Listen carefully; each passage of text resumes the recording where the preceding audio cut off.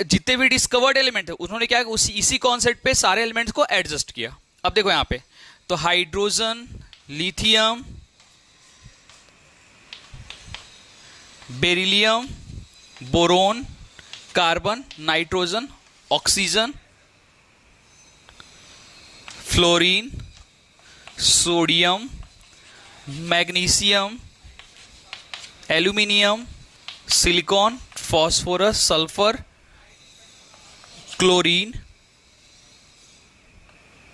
Potassium, calcium, आगे तक गया ये कॉन्सेप्ट। अब आप यहां पे देखोगे, यहां पे इसमें देखो, आप यहां बहुत बारीकी से अगर देखोगे आप तो देखो इसमें क्या, देखो यहां पे सा रे ग म प ध नी है। यहां पे देखो hydrogen, lithium, beryllium, boron, carbon, नाइट्रोन, oxygen, फिर क्या आ गया आपका फ्लोरीन। अब देखो यहां पे fluorine, sodium, magnesium, aluminium, silicon, phosphorus, sulphur. Clear है बच्चों? अब कहने का मतलब ये हुआ, एक लाइन में ये कहने का मतलब हुआ, देखो यहां पे अब ये जो उन्होंने ये बताया कि जो फ्लोरीन की जो कैरेक्टरिस्टिक होगी, द प्रॉपर्टी ऑफ फ्लोरीन, यानी कि जो फ्लोरीन की जो प्रॉपर्टी होगी बच्चों, वो क्या करेगी? क्लोरीन की प्रॉपर्टी से मैच करेगी। हालांकि देखो देखो सुनो मेरी बात ध्यान से, हालांकि आज तक यानी कहने का मतलब कि पीरियोडिक टेबल का जो पहला जो कॉन्सेप्ट था मेंडलीफ के पहले वाला इन्हीं का दिया हुआ था। और मेंडलीफ के पीरियोडिक क्लासिफिकेशन में कहीं ना कहीं डॉबरेनर, कहीं ना कहीं न्यूलैंड्स के ऑक्टेव रूल का बहुत बड़ा योगदान है, बहुत बड़ा कंट्रीब्यूशन है। देखो यहां पे फ्लोरीन, उन्होंने क्या बताया कि फ्लोरीन के कैरेक्टरिस्टिक क्या होगा? क्लोरीन से मैच करेगा, क्योंकि फ्लोरीन के बाद का आठवां कौन सा था? क्लोरीन था। ठीक उस तरह से सोडियम का कैरेक्टरिस्टिक क्या होगा? लिथियम कैरेक्टरिस्टिक किससे मैच करेगा? सोडियम से। सोडियम किससे मैच करेगा? पोटेशियम से। ठीक इस तरह से बेरिलियम का कैरेक्टरिस्टिक किससे मैच करेगा बच्चों? मैग्नीशियम से। मैग्नीशियम किससे मैच करेगा? कैल्शियम से। आप चेक करो यहां पे मैग्नीशियम के बाद से 8 कौन सा होगा? तो 1 2 3 4 5 6 7 8 हो गया। यहां पे देखो, यहां मैग्नीशियम के तो 1, देखो यहां पे 1 2 3 4 5 6 7 8, यानी कहीं ना कहीं मैच कर रहा है कि नहीं कर रहा है यहाँ पे, यानी कि फर्स्ट और 8। तो कहने का मतलब इसी को हम क्या बोलते हैं बच्चों? इसको हम क्या बोलते हैं बच्चों? Octave rule of Newlands. देखो बच्चों यहां पे ये रूल बहुत अच्छा था, कोई इसमें गलती नहीं थी, ये चला भी बहुत दिन तक, मतलब सक्सेसफुल भी रहा बहुत दिन तक, ये एलिमेंट्स के एप्लीकेबल भी हुआ। लेकिन बाद में ये बहुत दिनों के बाद ऐसा हुआ कि जब इनर्ट गैस की डिस्कवरी हुई। क्या बच्चों? देखो जैसा कि आप देख रहे हो यहां पे कहीं मैंने इनर्ट गैस नहीं लिखा है, क्योंकि हाइड्रोजन के बाद क्या होना चाहिए था? हीलियम होना चाहिए था। उसके बाद यहां पे फ्लोरीन के बाद क्या? नियोन होना चाहिए था। ठीक इस तरह से क्लोरीन के बाद क्या होना चाहिए? आर्गन होना चाहिए था, मैंने नहीं लिखा यहां पे। तो कहने का मतलब हुआ कि ये रूल, यानी कि इनका जो ऑक्टेव रूल जो था वो फेल्यूर क्यों हुआ, ये आता है क्वेश्चन। तो न्यूलैंड्स के ऑक्टेव रूल का फेल्यूर होने का सिर्फ और सिर्फ एक रीजन था, डिस्कवरी ऑफ इनर्ट गैसेस। अब सोचो आप ही, इनर्ट गैस का अगर डिस्कवरी, इनर्ट गैस की जब डिस्कवरी, तो क्या पूरा का पूरा ये सीक्वेंस गड़बड़ हो गया? बताओ, पूरा का सीक्वेंस क्या हो गया? गलत हो गया। तो पूछोगे सर अभी भी तो ये चल रहा है फ्लोरीन के बाद क्लोरीन। हाँ आता है, बात सही है, लेकिन उसको मैं आगे बताऊंगा कि उसके लिए कैसे उसने बाकी मोस्टली उसको कैसे उसको एडजस्ट किया था इनर्ट गैसेस को। फिलहाल तो आप ये समझो कि यहां पे फेलियर क्यों हुआ। Why octave rule of Newlands failure. तो ऑक्टावेव रूल क्यों फेलियर हुआ, उसकी रीजन क्या था? तो ऑक्टावेव रूल के फेलियर होने का मेन रीजन सिर्फ और सिर्फ ये था, discovery of inert gases. Inert gas की डिस्कवरी के बाद पूरा का पूरा बच्चों क्या हुआ? सीक्वेंस क्या हो गया? पूरा गड़बड़ हो गया। तो ये बहुत ही इंपॉर्टेंट पॉइंट है, ध्यान रखना आपके, कि पूछता एग्जामिनेशन में क्वेश्चन की रीजन क्या था। न्यूलैंड्स के ऑक्टेव रूल के फेलियर होने का रीजन क्या था? उसका एक लाइन में रीजन क्या बोलोगे आप? Due to discovery of inert gases, inert gas की डिस्कवरी के कारण। ठीक है ना? चलो अब हम आगे बढ़ते हैं यहां पे। अब हम बात करते हैं रियल कॉन्सेप्ट के बारे में। ठीक है ना? जो पीरियोडिक टेबल का कॉन्सेप्ट आज तक हम पढ़ते आ रहे हैं, जो पीरियोडिक टेबल का जो कॉन्सेप्ट था क्लासिफिकेशन का। ठीक है, जिसको हम बोलते हैं मेंडलीफ कॉन्सेप्ट। ठीक है, चलो आगे बढ़ते हैं हम। तो अब देखो बच्चों यहां पे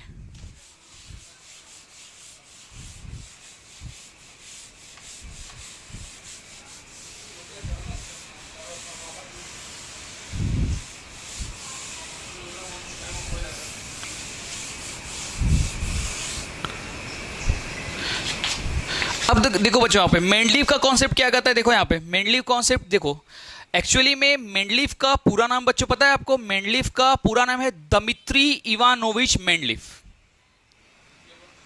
मेंडलीव का पूरा नाम क्या है? Dmitri Ivanovich Mendeleev. मेंडलीव का कॉन्सेप्ट कब आया? तो जब इनका ऑक्टाव वेव रूल का जो कॉन्सेप्ट फेलियर हो गया, तो ऑक्टेव कॉन्सेप्ट के फेलियर होने के बाद न्यूलैंड्स के, फिर मेंडलीव ने अपना कॉन्सेप्ट दिया पीरियोडिक क्लासिफिकेशन के लिए। ठीक है ना? तो मेंडलीव का पूरा नाम क्या है बच्चों? मेंडलीव का पूरा नाम है दमित्री इवानोविच मेंडलीव। क्या नाम है? Dmitri Ivanovich Mendeleev. मेंडलीव के समय में कुल मिलाकर के अप्रोक्सीमेटली 63 एलिमेंट्स का बच्चों डिस्कवरी हो चुका था। क्या हो चुका था? 63 अप्रोक्स एलिमेंट्स का डिस्कवरी हो चुका था। तो मेंडलीव ने सभी एलिमेंट्स के बारे में बहुत डिटेल में स्टडी किया, और स्टडी करने के बाद उन्होंने अपना एक कॉन्सेप्ट दिया जिसको हम मेंडलीव कॉन्सेप्ट के नाम से जानते हैं फॉर पीरियोडिक क्लासिफिकेशन।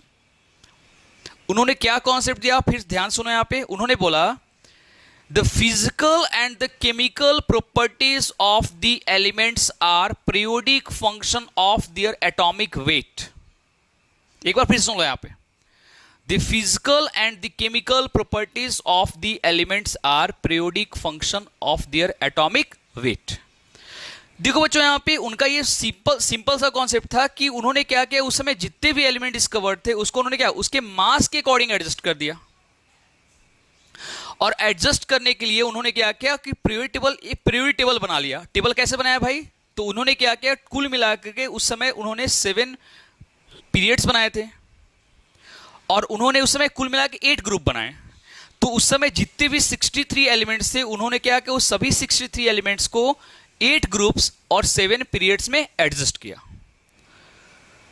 और उसके बाद उन्होंने क्या किया, कैसे एडजस्ट किया, मैं एक बार फिर से बताता हूं। उन्होंने क्या किया कि एलिमेंट्स को उनके इंक्रीजिंग मास के अकॉर्डिंग एडजस्ट किया। जैसे जैसे एलिमेंट्स के मास बढ़े उसके अकॉर्डिंग उन्होंने एलिमेंट्स को क्या किया, यहां पे एडजस्ट किया।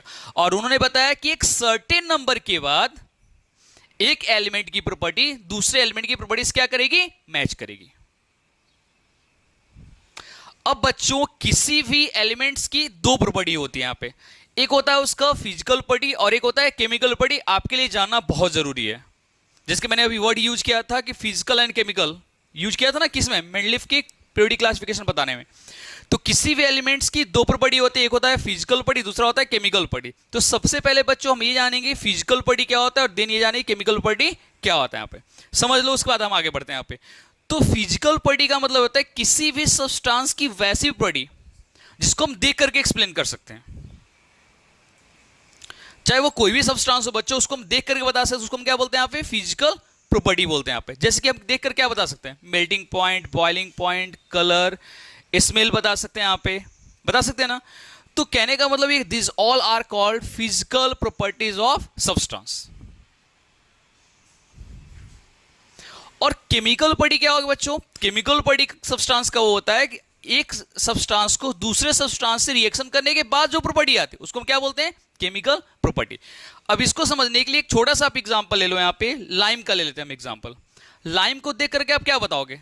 लाइम व्हाइट कलर का होता है, सॉलिड सब्सटेंस है, और सॉलिड सब्सटेंस होने के कारण इसका मेल्टिंग पॉइंट और बॉइलिंग पॉइंट काफी हाई होगा। तो ये सारी प्रॉपर्टी आपने सिर्फ देख करके उसको बता दी। तो this all are called physical properties of lime. अब हमको लाइम के केमिकल प्रॉपर्टी को बताना है। तो लाइम के केमिकल प्रॉपर्टी को कैसे बताएंगे भाई? तो लाइम को हम वाटर में डालते हैं। तो लाइम को वाटर में डालने के बाद क्या करता है, वो हीट रिलीज करता है। और वो पहले से क्या था, क्विक लाइम था वाटर में डालने के पहले, और जैसे ही वाटर में डाल दो क्या बोलोगे, स्लैक लाइम बन गया। तो बताओ ये केमिकल प्रॉपर्टी हुई उसकी? क्या हम लाइम को देख करके बता सकते थे कि लाइम हीट रिलीज करेगा? नहीं। ये हमको कैसे पता चला कि लाइम जो है वो हीट रिलीज करेगा? जब हमने उसको वाटर में डाला तब पता चला। तो बस वही बात है बच्चों, मैंने जस्ट आपको एक एग्जांपल दिया। तो किसी भी सब्सटेंस की केमिकल प्रॉपर्टी को हम उसको दूसरे सब्सटेंस से रिएक्शन करने के बाद पता कर सकते हैं कि भाई उसका कैरेक्टरिस्टिक ऐसा ऐसा होगा। ठीक है, तो ये जानना बहुत जरूरी है चैप्टर में आपको कि किसी भी देखो जितने भी एलिमेंट्स हैं उन सभी एलिमेंट्स की दो ही कैरेक्टरिस्टिक होती है, एक होता है फिजिकल, दूसरा होता है केमिकल। चलो अब हम आगे अपने पॉइंट पे आते हैं, देखो कैसे क्लासिफाई है। देखो यहां पे तो 1 2 3 4 5 6 1 2 3 4 5 6 7 और 8।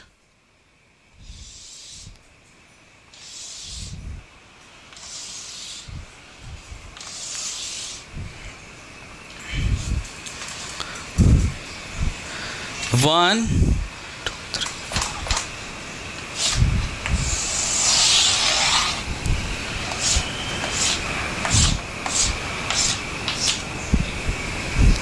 1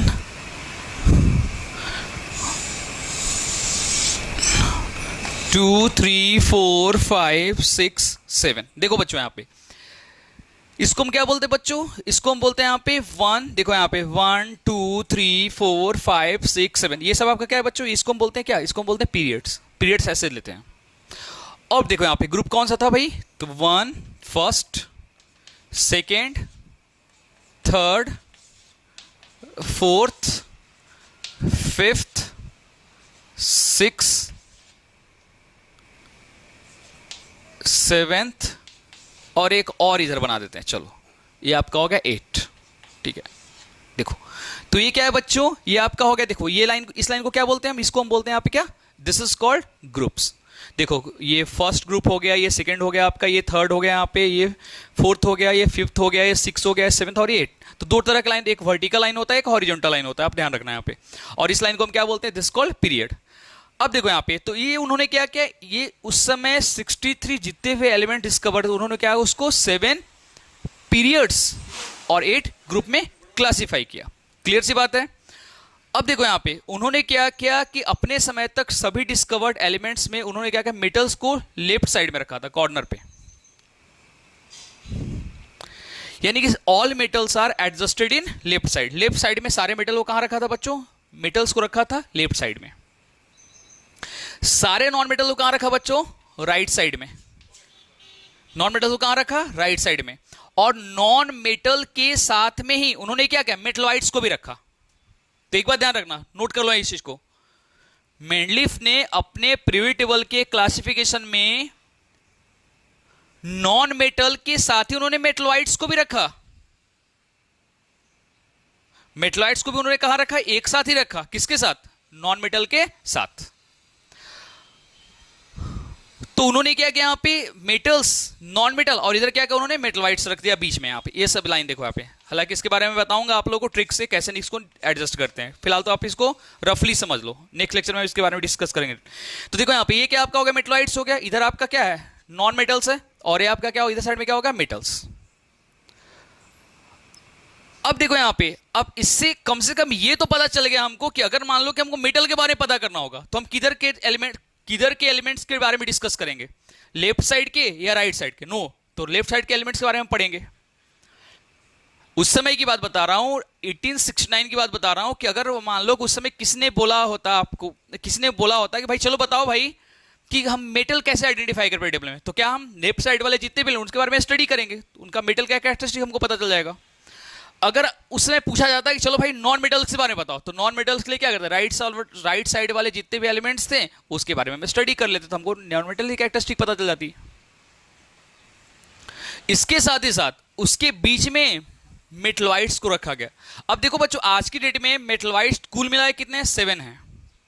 जिसमें सबसे इंपॉर्टेंट मेटलॉइड्स की बात तो सिलिकॉन है, जिसका यूज आपने देखा हो कहीं भी आईसी चिप्स में इंटीग्रेटेड सर्किट होता है, जिसका यूपीएस में जो होता है कंप्यूटर में, जो पहले डब्बा वाला कंप्यूटर चलता था। तो सिलिकॉन एक बहुत ही इंपॉर्टेंट क्या है आपका मेटलॉइड्स है, जिसका आज भी बहुत ज्यादा यूज है यहाँ पे। समझे बात को यहाँ पे। तो फिलहाल तो आप इतना अभी समझो यहाँ पे कि metals are adjusted in left side, non metal are adjusted in right side.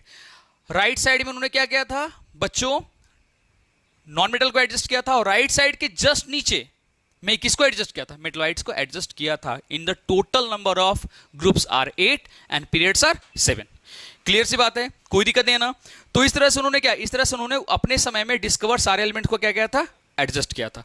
तो फिलहाल तो आज के क्लास के लिए आप ये समझो यहाँ पे कि मेंडलीफ का कॉन्सेप्ट क्या था। आगे अगले क्लास में हम इसके कैरेक्टरिस्टिक के बारे में जानेंगे, इसके डिफेक्ट के बारे में जानेंगे, इसके एडवांटेज के बारे में जानेंगे कि मेंडलीफ का कैरेक्टरिस्टिक का एडवांटेज क्या है, डिसएडवांटेज क्या है, गलतियां क्या क्या हुई हैं, वो नेक्स्ट क्लास में हम डिस्कस करें। तो आप आज के क्लास में सिर्फ आप इतना याद रखना कि मेंडलीफ का कॉन्सेप्ट क्या कहता है। एक बार फिर से लास्ट टाइम मैं बोल रहा हूं यहाँ पे, the physical and the chemical properties of the elements are periodic function of their atomic weight. यानी कि अपने समय तक डिस्कवर्ड सभी 63 एलिमेंट्स को उन्होंने क्या किया था, इंक्रीजिंग मास पे एडजस्ट किया था। ठीक है, चलो आज के लेक्चर के लिए आपका इतना ही। नेक्स्ट लेक्चर में हम आगे डिस्कस करने वाले बहुत कुछ। ठीक है, चलो ऑल